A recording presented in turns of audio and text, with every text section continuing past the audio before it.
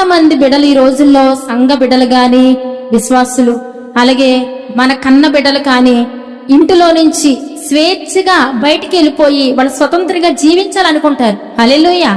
అంటే ఇంట్లో ఉంటే తల్లిదండ్రులు, ఒరే ఆ తప్పు చేయొద్దు, అలా చేయొద్దు, అలా నడవద్దు, ఆ అమ్మాయితో మాట్లాడొద్దు, ఒరే అలా ఉండొద్దు, వ్యభిచారం చేయొద్దు, దొంగతనం చేయొద్దు, ఇలాంటి మంచి మాటలు చెప్తా ఉంటారు. ఎవరు? తండ్రి ఇంటి దగ్గర ఉంటే పిల్లలను జాగ్రత్తగా కాపాడుకుంటారు తల్లిదండ్రులు. ఏమ్మా, దూరంగా వెళ్ళిపోయి వాళ్ళు ఏం చేస్తున్నారో మనకేమైనా తెలుసా? దూరంగా వెళ్ళిపోతుంటే వాళ్ళు ఏం చేస్తారో మనకేమైనా తెలుసా?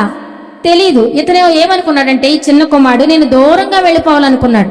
దూరంగా వెళ్ళిపోయి తండ్రి ఇచ్చిన ఆస్తి అంతా కూడా వ్యర్థంగా దుర్వ్యాపారం చేసుకుంటూ తను ఏం చేశాడంటే లోకాశల్లోనని పోయి వ్యభిచారము, దొంగత, ఇంకెన్నెన్నో తనకున్న కోరికలన్నీ తీర్చుకుని లాస్ట్కి తనలో ఉన్న డబ్బంతా అయిపోయేదాకా లోకల్ ఇష్టానుసారంగా జీవించాడు. హల్లెలూయా.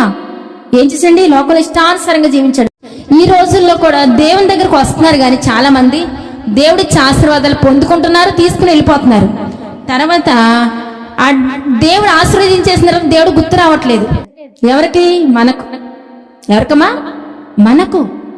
దేవుడు గుర్తు రావట్లేదు. అందుకని ఏం చేస్తాడంటే కొన్ని పనిష్మెంట్లు ఇస్తూ ఉంటాడు మనకు.